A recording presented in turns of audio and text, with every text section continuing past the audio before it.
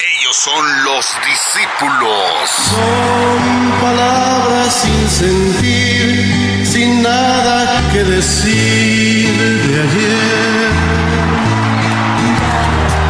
No quiero más explicaciones.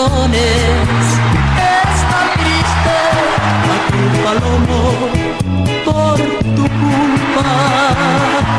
Grandes entre los grandes. Los discípulos de Pátzcuaro, Michoacán, y su más reciente tema. Yo lo sabía muy bien que no tenía derecho de amarte.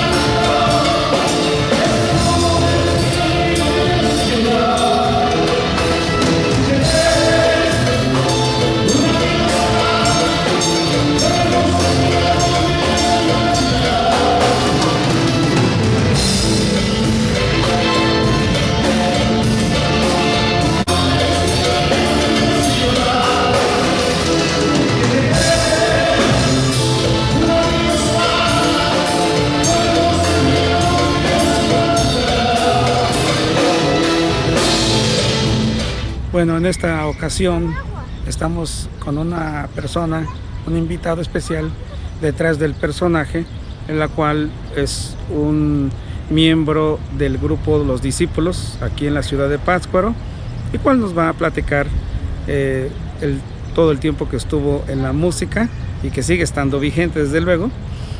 Tenemos la bienvenida al señor Ignacio Barriga Núñez. Señor Ignacio, ¿cómo está usted? Muy buenas tardes. Muy bien, por aquí otra vez de regreso a Pátzcuaro. Correctísimo. ¿Por qué no nos cuenta un poco de su historia sobre el tiempo de cómo comenzó la música, cómo llegó a su vida y cómo llegó hasta donde nos va a contar, desde luego? Ajá. Bueno, pues para empezar fue desde hace algún tiempecito que yo estaba en la secundaria. Y ahí fue donde conocí al que ya es finado, pues, a Guillermo Rosillo.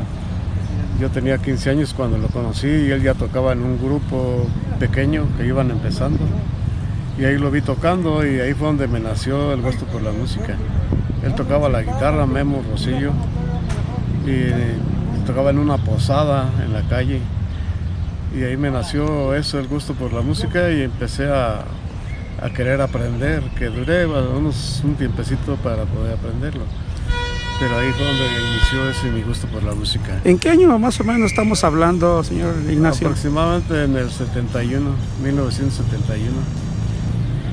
¿Y cómo llegó a aprender a tocar guitarra o qué más instrumentos sabe? Bueno, lo principal fue de la guitarra, porque era lo que había más posibilidades de aprender. Aún sin la guitarra físicamente, sino nada más con los puros libros que vendían o revistas que vendían de guitarra fácil. Y ahí fue que poco a poco fui aprendiéndome nada más las pisadas, aunque fuera con los dibujos y todo eso, pero ahí fue poco a poco creciendo ese entusiasmo por aprender a tocar guitarra. Y ya después que me vine a estudiar aquí a la secundaria nocturna, ahí fue donde conocí al Copa y le pedí que me enseñara, pero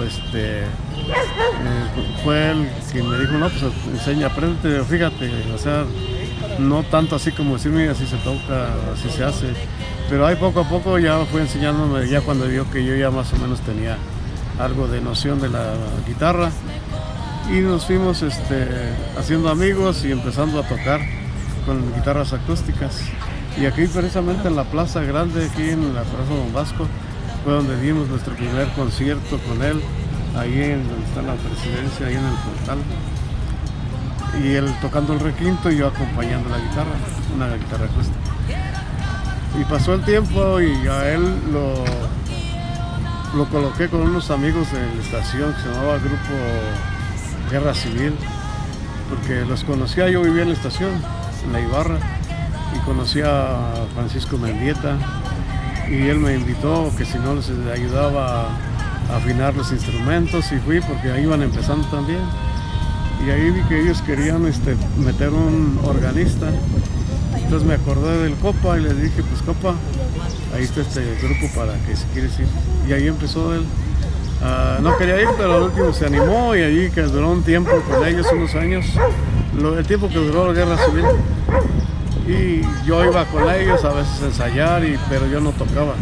Yo nomás iba a verlos y a veces les ayudaba a algunas cosas cuando podía yo, lo que yo podía hacer. Y de ahí fue donde fui formándome ya un poquito más dentro de la música, pero no tocando ya bien, sino nada más como un hobby, como las ganas de hacerlo. Entonces pasó el tiempo y ya estando yo en el Cebetis, un compañero me invitó a trabajar, o más bien a tocar. Quería que tocara el órgano en un grupo que se llamaba Smog, así se llamaba el grupo.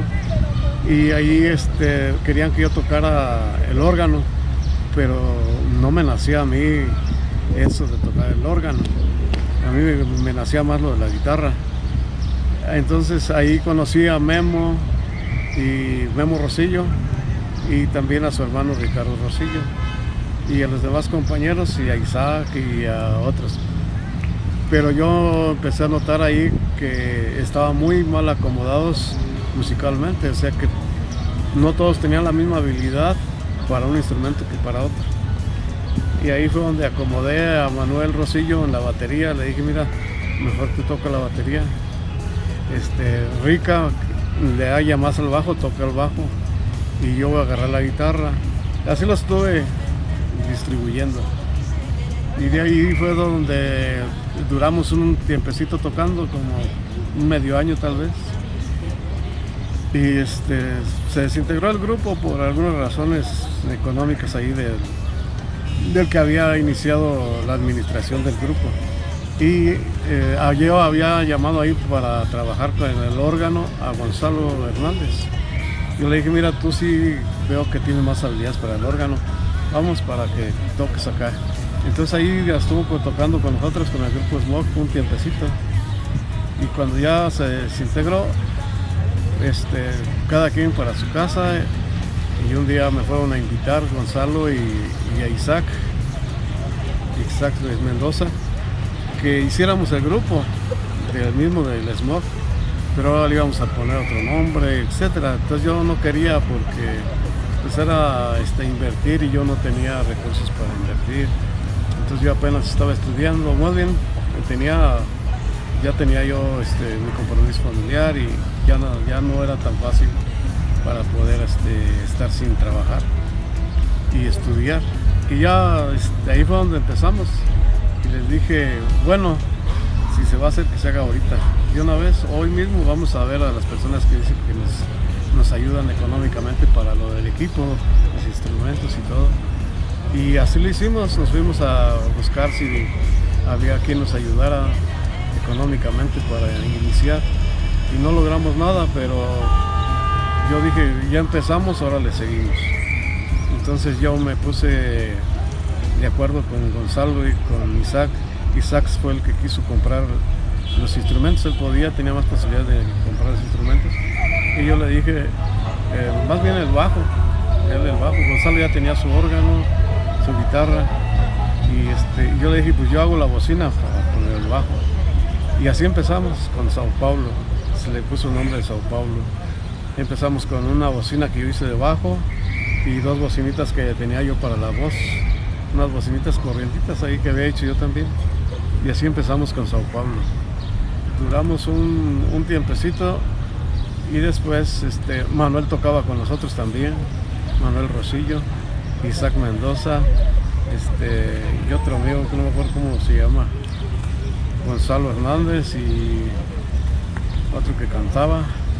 Fuimos los que empezamos y ya pasó el tiempo y de repente ya Manuel dijo que él ya se iba porque Memo, su hermano Memo Rosillo, lo invitó a tocar con los discípulos allá para la costa, porque los discípulos estaban trabajando en la costa de Michoacán, ahí entre Lázaro Cárdenas y Guerrero, se llamaba no me acuerdo cómo se llamaba el nombre ahí, pero ahí por ahí cerca de Michoacán, de la costa de Michoacán. Y ahí tocaban, allá los discípulos los conocían en Playa Azul como los discípulos de Morelia, así los conocían. Entonces él se fue para allá con Memo, porque él se fue primero, lo invitaron a Memo para tocar el bajo allá, y Memo se llevó a Manuel para tocar la batería, para completar el grupo, pero ya eran los discípulos. Entonces yo me quedé y sentí que pues ya no íbamos avanzando, entonces yo también decidí unirme al grupo y les pedí que si había oportunidad de irme con ellos. Entonces Memo me dijo, vamos a hablar con Vivaldo, porque él es el manager del grupo, él es el director, como que dice. O sea, él era de los fundadores de los discípulos. Y fui a verlo y me dijo, sí, pues entonces allá nos vemos en Playa Azul. Me fui para allá, llegué a Playa Azul y empezamos a tocar sin ensayar. Al tercer día pusimos a ensayar y ya de ahí para adelante seguimos con el grupo de discípulos. Entonces ya ahí estábamos Manuel, Memo y yo con los discípulos, y los demás eran de San Juan Tundio, Michoacán. Ahí fue donde nació el grupo de los discípulos, que se llamaban, antes de ser los discípulos, se llamaban los Pájaros. Y de lo que yo tengo conocimiento, los discípulos le puso el nombre a uno de los compañeros, uno de los que integraban antes al grupo, de los exintegrantes de los discípulos. Y ahí se quedó, pero pasó el tiempo que estuvimos trabajando en Lázaro Cárdenas y Guerrero, y al último se decidió que nos regresáramos acá a Michoacán, aquí a Pátzcuaro, a los alrededores, a trabajar, porque nos tocaba ir hasta allá cada fin de semana, y estaba el viaje largo, unas 9 horas de camino. Entonces decidimos venirnos para acá, y porque aquí había algunas personas que nos iban a apoyar económicamente para comprar el equipo, los instrumentos, porque antes era así, si no tenías tus propios instrumentos no podías tocar. No había como ahora que hay equipos de renta. Así sucedió y nos venimos, pero pues las situaciones económicas no nos ayudaron, no eran favorables. Y el vocalista se llama Francisco Ramírez, le dicen Paco el Güero. Él decidió irse para Sinaloa con su familia, con su abuelita y sus sobrinos. Y se fue y nos dejó aquí. O sea, ya se terminó el grupo de los discípulos para acabar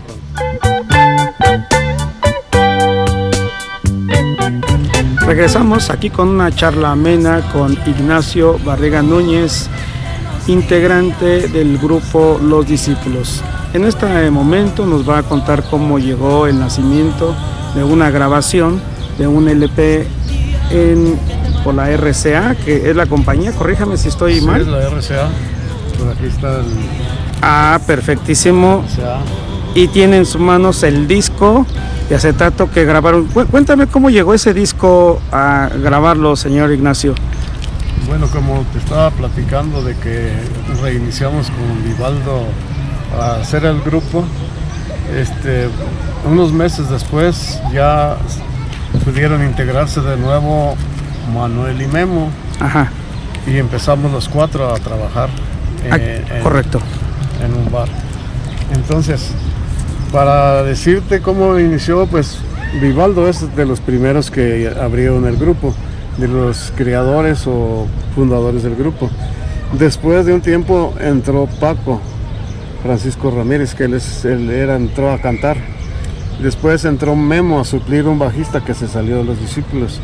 Memo se llevó a Manuel, su hermano, para que tocara la batería, porque el baterista también ya se quería salir. Y después yo entré al último. ¿Cuál eres tú? ¿El de la esquina? Sí. Oh, mira. Entonces, así fue como se fue creando, organizando el grupo de los Discípulos.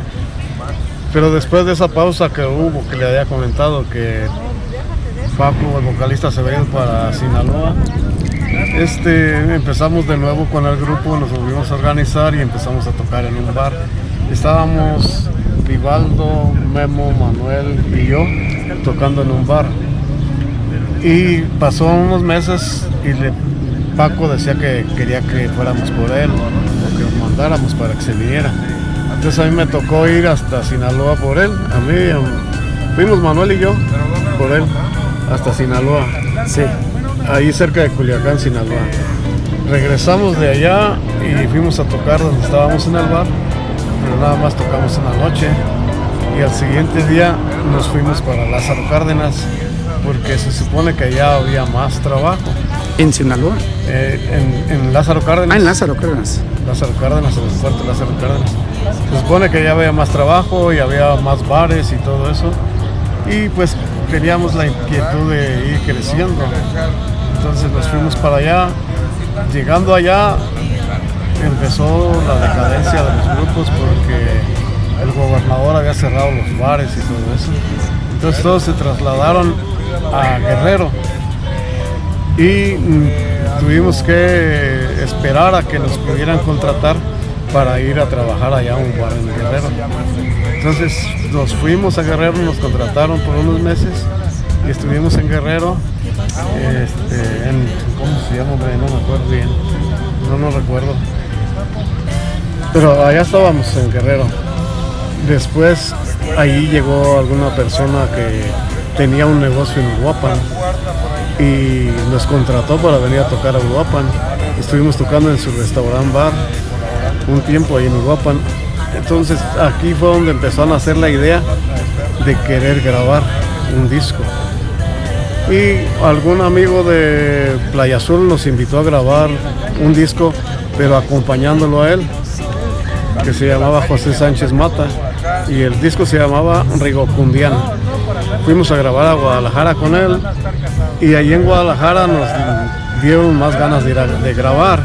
Preguntamos ahí si nos podían grabar y dijeron que sí se podía, claro, pagando y todo, pero entonces yo pensé en que teníamos que buscar una oferta más agradable, de una compañía más reconocida y todo eso. Ahí fue donde tuvimos la idea de ponernos a grabar y buscamos, yo me dediqué a buscar en dónde nos podían grabar y anduve tocando puertas en todas las disqueras. Me iba a México y andaba en todas las disqueras. No era tan fácil porque no todos querían escuchar la música de uno. Pero hasta que llegué a Polygram, ahí conocí al director, al productor. Y él dijo que él ya iba a salir de Polygram porque él acababa de grabar a los Yonix. Él había sido el director de los Yonix. Y él dijo que ya iba a salir de Polygram, que mejor esperara para llevarnos a otra compañía. Y así nos llevó a otras compañías y al último pudo lograr que nos aceptaran en Discos RCA. ¿En qué año estamos hablando, Nacho? Esto ya fue en el 84 cuando ya se hizo la grabación. 1984. En 1984 ya cuando se hizo la grabación en Discos RCA. ¿Cuánto tiraje fue de impresión de discos? Bueno, el primer tiraje, porque no le informan a uno todo, ¿verdad? Solo que yo alcancé a ver una hoja ahí donde mandaban a hacer 10,000 copias del primer tiraje. Ajá. Pero era para introducción. ¿El tema? ¿Cuál era principal? ¿El que sonaba? El principal era el cuál de los dos. ¿Podrías tararear tantito? Él o yo, ¿con cuál de los dos te quedas? Quiero acabar con esta situación, no quiero nada a medias. él o yo, ¿con cuál de los dos te quedas? Quiero acabar con esta situación, no importa si es a mí a quien dejar. Bueno, muy buen tema. Fue un tema de una compositora de México, de Oaxaca precisamente, se llama Rosana Rosas. Ella era la que componía temas para el grupo indio, del español, del inglés al español. Sí. Las letras del inglés al español ella las componía. Entonces este tema me lo pasó a mí. De la misma compañía de RCA nos dieron esos temas para grabarlos. Todos eran temas inéditos y de diferentes compositores. Entonces aquí en el disco ya con Paco ya teníamos varios temas de él, pero la compañía agarró solamente 5 de él y agarró de otros compositores otros 5. Entre ellos está ese de cuál de los dos.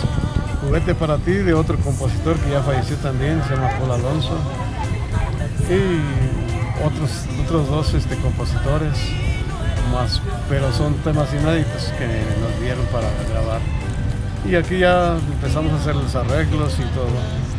Y le gustó a los compositores y a la compañía les gustó el disco. Y ahí fue donde salió. Lo metieron al catálogo. Porque para poderlo meter al catálogo es por alguna situación ya comercial de ellos. Si ven que es importante meterlo al catálogo de discos RCA, lo meten, si no, no lo meten. Entonces lo metieron al catálogo. Ya, pues ahora sí, cuando salió el disco y lo tuvimos en las manos, Paco se decidió irse para Estados Unidos.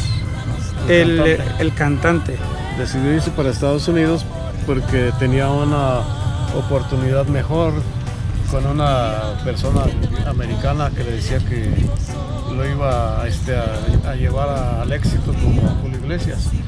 Y nos dejó aquí, pues empezamos otra vez a buscar quien lo supiera. Y para eso fue que ya encontré al Johnny, porque otros amigos me lo recomendaron, que él iba empezando y que cantaba parecido a Paco.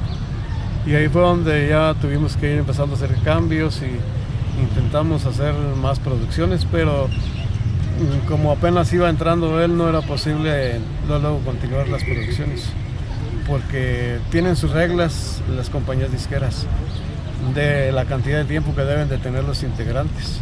Entonces todo eso fue atrasando la situación del siguiente disco que ya teníamos planeado hacer.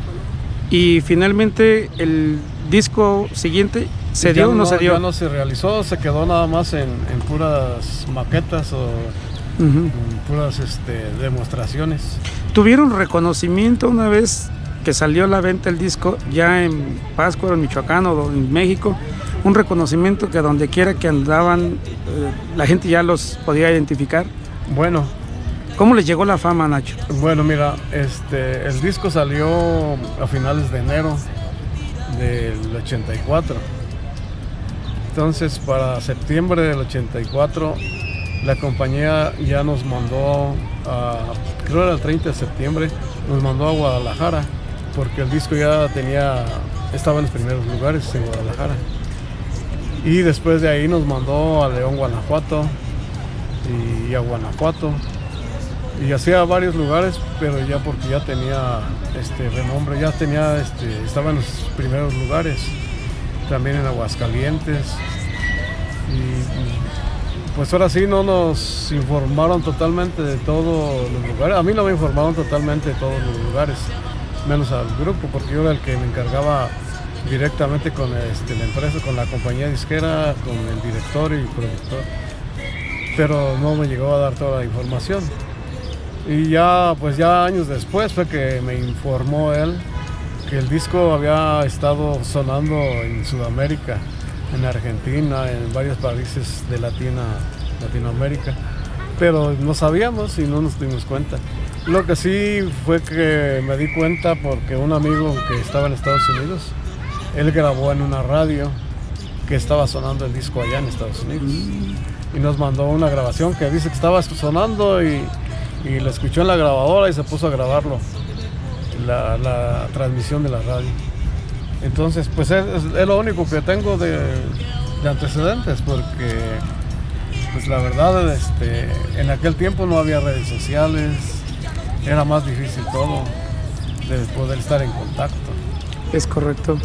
E incluso pues no teníamos la costumbre de la cultura pues de conservar fotografías, videos, ni nada de eso. Entonces no tengo nada de eso. ¿Crees que estaban a un paso de pisar siempre en domingo como lo hicieron los Bukis, Bronco y entre otros? Pues mira, no podría yo decir eso porque pues no estoy bien enterado, ¿verdad? ¿Qué se necesitaba para entrar ahí? Pero a lo que considero que sí es porque la compañía disquera, al meternos en un catálogo,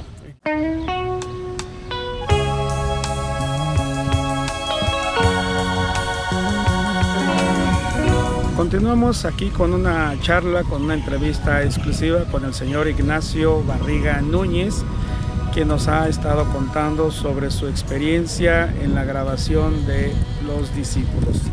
Aquí estamos, una charla amena. Señor Nacho, muchísimas gracias nuevamente por esta entrevista que nos está permitiendo hacerle a usted, a su persona. ¿Y por qué no nos cuenta, señor Ignacio, qué sucedió después de la grabación? ¿Cuánto tiempo siguieron permaneciendo juntos después de esta, pues no sé si podría decir esta fama que los envolvió a todos? Pero claro, cada uno reaccionó de una manera diferente. En el caso de su persona, ¿cómo fue, señor Ignacio? Bueno, pues seguimos intentando seguir adelante. Queríamos buscar la manera de ir a Estados Unidos, pero no era tan fácil nada más de decir vamos, sino lo que teníamos que hacer era ir con una seguridad de que íbamos a tener un trabajo, un contrato, o sea, ir legalmente a trabajar como artistas.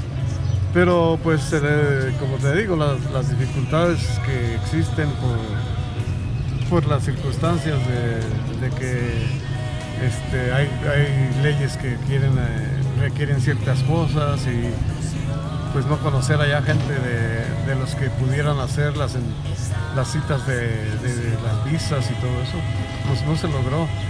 Y aquí seguimos trabajando hasta que ya llegó el momento en que pues empezó el auge de las bandas, las tecnobandas o las bandas con cantantes y todo eso.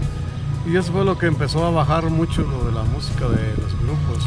¿A los artistas les dan cierta facilidad para hacer sus trámites, como la visa, para ir a los Estados Unidos? No, eso tiene que hacerlo alguna persona que está en Estados Unidos y se dedica a la producción de eventos. O sea, algún manager que tenga una empresa de eventos sociales o de bailes o de lo que sea, pues, pero que esté registrado allá. Él es el único que pueda solicitar que el grupo vaya para allá. No puede uno ir aquí a la embajada que te digan, quiero una visa para ir a tocar allá, no, porque no es nada más de ir así, sino tienes que ir porque ya alguien te solicitó. ¿Con un contrato laboral?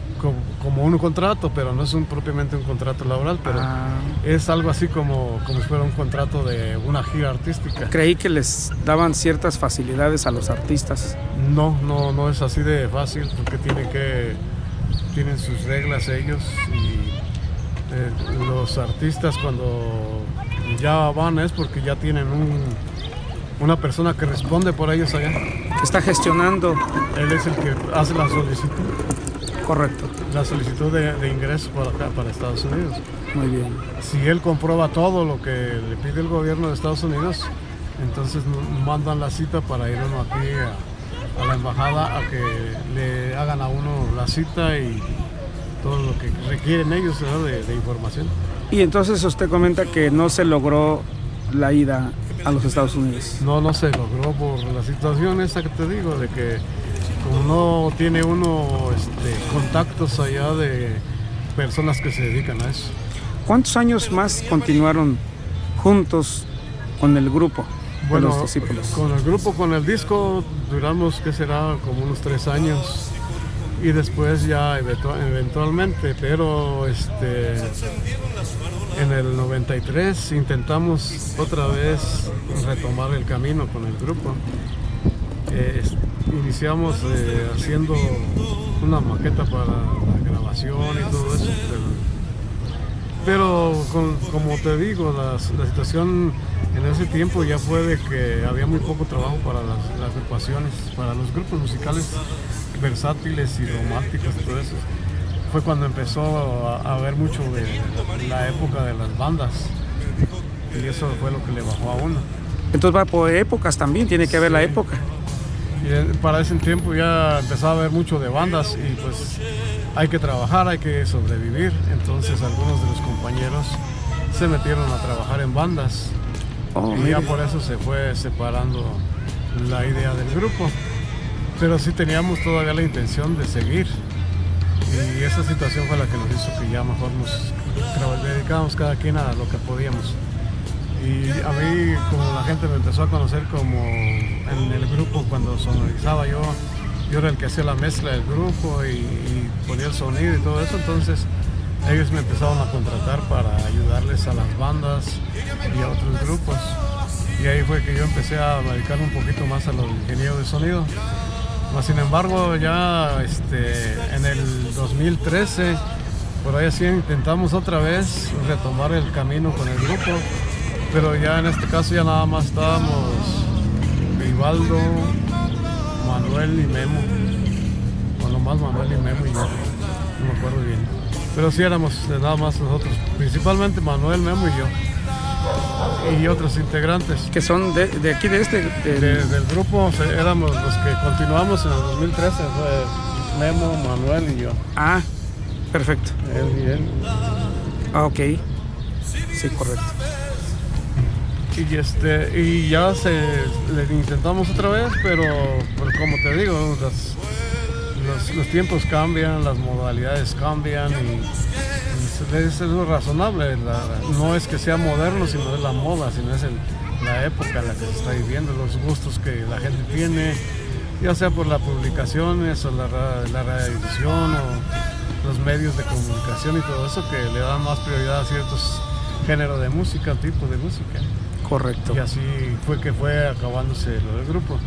Y ya con el tiempo, pues, fallecieron mis dos compañeros. El primero falleció Manuel. Oh, ok. Y después falleció Memo, enseguida de Manuel, como al año o algo así. Sí. Memo. Entonces, pues ya, Vivaldo ya siempre desde que Paco se fue desde el 84. Vivaldo ya se fue, tal vez como en el 2000 y fracción a Estados Unidos. No recuerdo bien si fue después del 93 o después del 2000, pero después él ya se fue mucho después de Paco. Entonces él ya está en Estados Unidos, Vivaldo. ¿Y el vocalista principal nunca regresó? El vocalista solamente regresaba a visitar así a su familia y nos saludaba. Pero él allá se la pasa trabajando en Estados Unidos. Él sigue... ¿No mantienes contacto con él? Sí, es mi compadre, pero seguimos en contacto, no muy continuo, pero sí seguimos comunicados. Ok. Él sigue tocando guitarra acústica en un restaurante y así, es lo que le gusta a él tocar. Entonces así fue como sucedieron las cosas. Y pues fue la historia de los discípulos, que fue muy poco tiempo, pero es de agradecerse a toda la gente que nos tuvo en la vista y nos ha seguido hasta ahorita todavía buscando la música, precisamente. ¿Y en algún momento fuiste productor de otros artistas? Bueno, con esto de que entré a buscar compañías musicales disqueras para que nos grabaran, fui empezando a enrolarme con las direcciones artísticas y con las producciones y todo eso. Y en su momento llegué a dirigir algunas agrupaciones de aquí, por ejemplo al grupo Riel, les ayudé en la dirección de una grabación, y también al grupo Festival, otra grabación, la grabación que hicieron también les ayudé a dirigirla. Después algunas personas me pidieron algunas otras grabaciones y les ayudé también en unas grabaciones. ¿Cantantes solistas también? También hasta producciones de solistas, entre ellas pues a Ramón García. Paz descanse, ¿verdad? También hice otras grabaciones en Morelia que una compañía disquera me vino a invitar a trabajar con ellos en Morelia. Ya grabé a unas bandas y unos norteños, ¿cómo se llamaba? El Aguilillo de acá de Opopeo, con los, ¿cómo se llaman? El grupo norteño de acá de Paramueno o de Ístaro. No me acuerdo cómo se llama, pero ahí con ellos hice una grabación también allá en Morelia, que se llamaba La Chueca, esa grabación se la hice con ellos. Mira. Y grabé otro grupo en Morelia, una banda en Morelia, y así he ido a pocas, pero pues es mi gusto pues de hacer las producciones. Y en eso fue que también entró Ramón García, que me pidió que le hiciera una producción, y afortunadamente me tocó hacerla junto con Gonzalo Valdovinos, que él fue el que tocó el órgano. Ok. En las producciones esa. Entonces entre los dos, nomás Gonzalo y yo estuvimos haciendo la música, él tocando y yo editando y haciendo las mezclas y haciendo los ritmos y así, cosas que se necesitaban, pero entre los dos lo hicimos. Y ya luego dirigí a Gonzalo para que grabara, a Ramón García para que grabara la voz. Perfecto. Y saqué el disco, lo mandé a fabricar a Estados Unidos, en Texas. Allá fue donde me hicieron la maquila del disco. Y aquí fue donde lo presentamos ya. Eso es de algunas de las cosas que he logrado hacer. Y pues en el camino he trabajado de ingeniero de sonido más que nada, con varias bandas desde San Ángel o de Cherán. Y después en el 2001 me invitaron a trabajar un amigo en Siragüen. En ese día que me invitó, tocó Tierra Cali y les gustó mi trabajo, y de ahí para adelante seguí trabajando con Tierra Cali de ingeniero de sonido. Entonces hasta la fecha me he dedicado a eso, de ingeniero de sonido. ¿Cómo le gustaría ser recordado? Pues la verdad no tengo una idea de cómo me gustaría que fuera recordado. Lo único que sí, pues estoy agradecido con todo el público que nos ha dado sus felicitaciones y nos ha aplaudido y nos ha seguido todo el tiempo. O sea, agradecido con todo eso, porque eso es lo que llena a uno de satisfacción. Pero así de que yo tenga alguna idea de cómo ser recordado, no tengo la mínima idea de qué es lo que yo quiera que recuerden de mí. ¿Ha quedado satisfecho con la vida? Sí, satisfecho de muchas cosas. Claro que igual que todos por hoy tenemos contra, pero demasiadas cosas que fueron agradables y bonitas. Hace un momento se acercó un amigo de la infancia de usted. Sí. ¿Qué sintió cuando lo abrazó por el tiempo que tenía que no se había encontrado con usted? Pues sentí alegría porque pues y ahora sí es de los primeros con los que empezamos a convivir aquí en Pátzcuaro, en el centro, porque yo vivía en La Ibarra, en la estación. Entonces allá era como si fuera un rancho y aquí ya era la ciudad. Él y el Copa eran con los que empezamos a tener más contacto, porque fueron en el mismo salón, en la misma escuela. Y se ve que lo estima mucho. Sí, siempre hemos estado en contacto y hemos sido buenos amigos. Incluso a lo mejor hasta parientes somos, porque tenemos el mismo apellido. Es correcto. Sin saber, ¿verdad? Pero sí, a lo mejor sí somos. Todo es posible. Sí. Señor Ignacio, yo le agradezco muchísimo que me haya permitido esta entrevista. Sé que usted siempre está ocupado, tiene un espacio corto porque tiene que regresar a Guatemala, tengo entendido. Y bueno, pues Pátzcuaro lo recibe siempre con los brazos abiertos. Hay mucha gente que lo estima, lo recuerda y lo quiere mucho. En todas partes donde yo voy hablan de usted, aunque a veces no lo crea, pero es verdad. Y a veces es importante que se lo hagan saber, de que la persona pues es importante para la comunidad y sobre todo para esta ciudad, porque usted es un artista de esta ciudad y para haber grabado un disco a nivel nacional, internacional, pues es algo que enorgullece mucho a nosotros los pascuarenses. Yo le agradezco esta entrevista, señor Ignacio.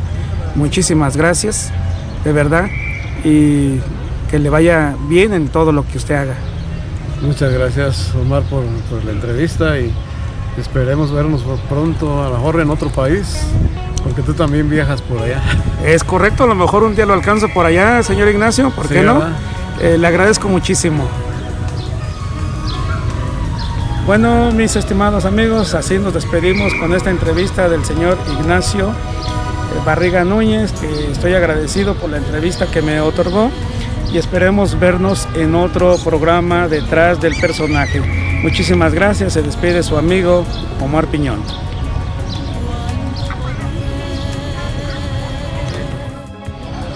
Y pues digo, tengo bonitos recuerdos de no hay nada malo que decir. Las penas y alegrías que la vida nos brinda cada día. Cuando al pensar en nuestro gran futuro, forjo ilusiones, las noches y los días, pero es imposible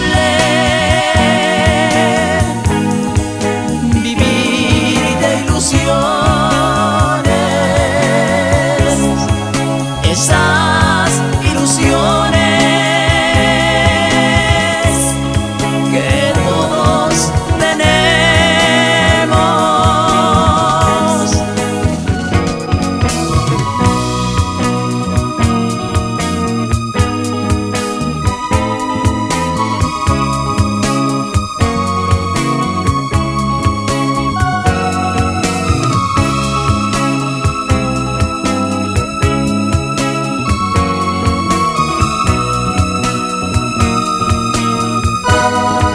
Estas ilusiones serán realidades hasta que la muerte un día nos separe.